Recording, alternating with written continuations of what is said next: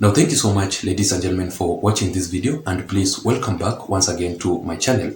Please support me by subscribing just in case you are here for the first time, and also don't forget to press the notification bell so that YouTube can automatically update you through the notifications immediately I post a video here.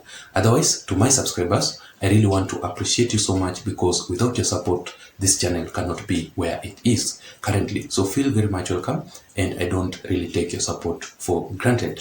Now let us go straight into our analysis for today, and in this video, ladies and gentlemen, I just want us to talk about what really transpired yesterday for both President William Ruto and Raila Odinga in Kisii County, and I want us to focus mainly on the Kisii County Governor, Honorable Simba Arati.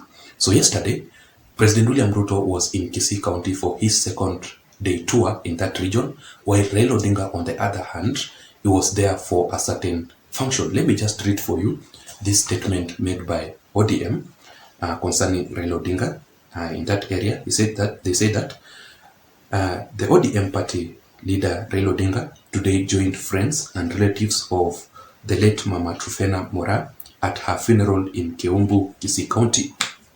She is mother to Json Ontegi, ODM chairman Nyaribari Chache. So that was the main reason as to why Raila Odinga was in that region.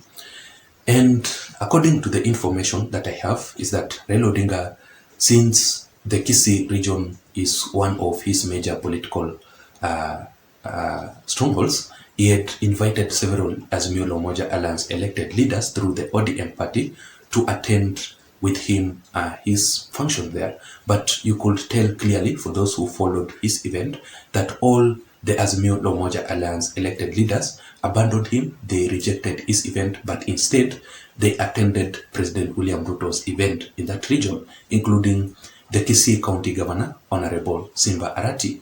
But the most shocking thing in that part is that Governor Simba Arati did not stop at that. He went ahead to issue several insults to Raila Odinga and embarrassed Raila Odinga very badly in front of President William Ruto. So let me just read for you what Simba Arati said during that event, so that you can understand what I'm going to talk about in this analysis for today.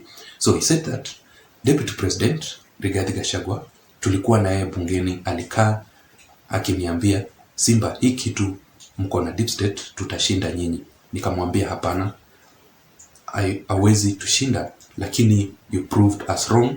Kwa hivyo tunakubali, tunasema yaishe, tupeleke nchi yetu mbele.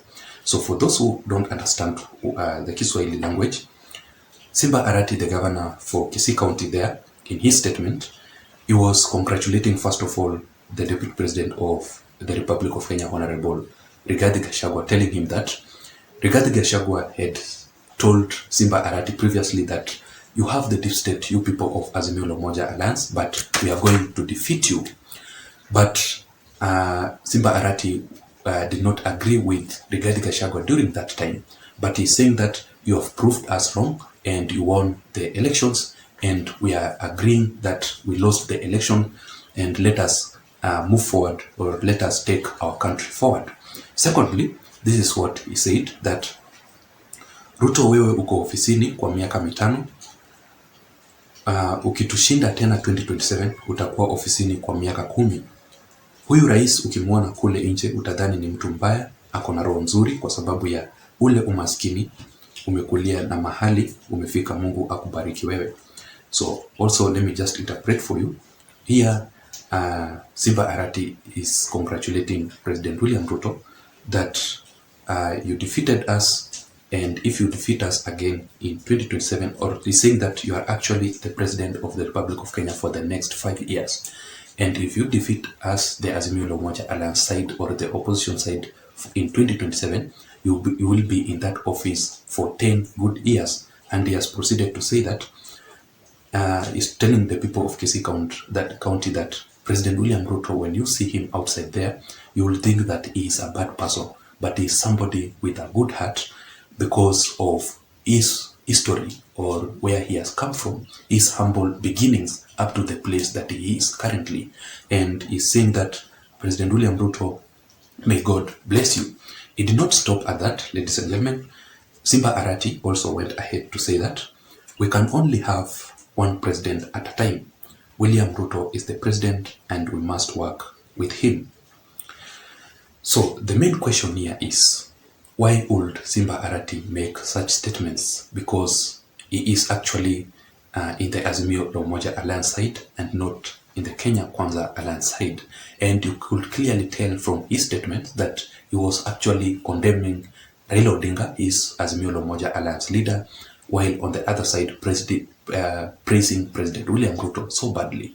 Because Raila Odinga, I find it very weird thing, because Raila Odinga made it very clear that if you are with him in Azimio la Umoja Alliance, then you must do what he says, while you cannot be in the opposition side and yet again you are in government. But in my considered opinion, ladies and gentlemen, the reason as to why Honorable Simba Arati went ahead to issue these statements to Raila Odinga, first of all, it was his confirmation that he had finally decided to defect from Azimio la Umoja Alliance. The reason as to why I'm saying this, ladies and gentlemen, is that if you have been following up Honorable Simba Arati's recent moves, you can clearly tell that he has been playing hot and cold politics. On one side, he is in the government praising William Ruto, while on the other side, he is in the opposition. But Raila Odinga has made it very clear that you must declare your political stand. You cannot be in the opposition and you cannot be in the government at the same time.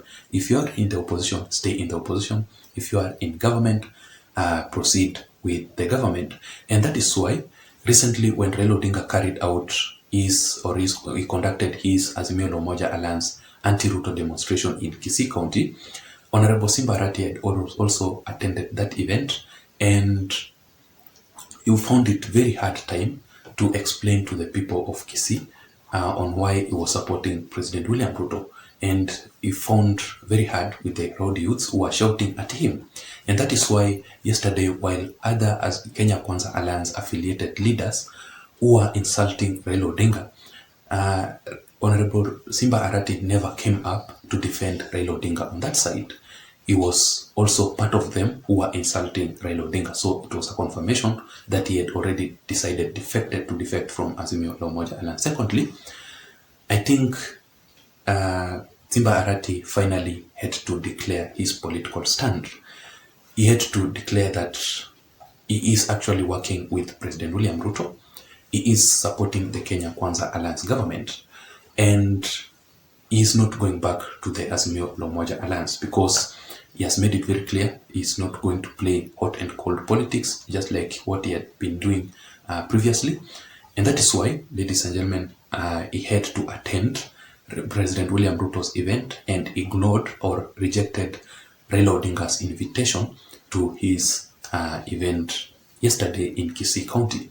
So he had to declare his political stand. And moving forward, I expect Simba Arati to work very closely with President William Ruto, because William Ruto yesterday, when he was in that region, he promised several projects to be unveiled or to conduct in that region, including constructing an airport in Kisii and Nyamira. So for the county government to achieve its objectives, its development objectives, then it must work very closely with the national government. And President William Ruto has made it very clear that he is ready to work with each and every elected leader here in Kenya, despite your political affiliation, your party affiliation. He is going to work with you very closely so that to help you to achieve your political objective and your development projects in your region. And thirdly, I think Honorable Simba Arati wanted to achieve a political objective of embarrassing Raila Odinga badly in front of President William Ruto. That is why he never came up to support Raila Odinga. He never came up to defend Raila Odinga during the attacks, during the insults that Raila Odinga was facing. You know, people were really against Raila Odinga's mass action and demonstrations across the country. So he never came up to explain the reason as to why Raila Odinga was conducting the anti-Ruto demonstrations, the mass actions, yet he is in the opposition side. But instead, he said that he's not going to allow Raila Odinga or the people of Kisii County to carry the sufurias in their heads. Exactly, that is what he said. And fourth and the final analysis is that I think he was there to expose Raila Odinga. He was there to expose that Raila Odinga never won the elections, that what he has been saying, that he won the election according to his whistleblower. He was there to expose Raila Odinga how they failed, and the Azimio la Umoja alliance failed completely in the previous 2022 general election. And he's saying that William Ruto is the president, we must work with him for the next 5 years. If he will defeat us in 2027, then he is going to be in that office for 10 good years. But the main issue here is we must work very closely with President William Ruto, simply because he is the president of the Republic of Kenya. So basically, he was there to expose the entire Azimio la Umoja alliance plans and also Raila Odinga's mission while conducting the anti-Ruto mass action across the country.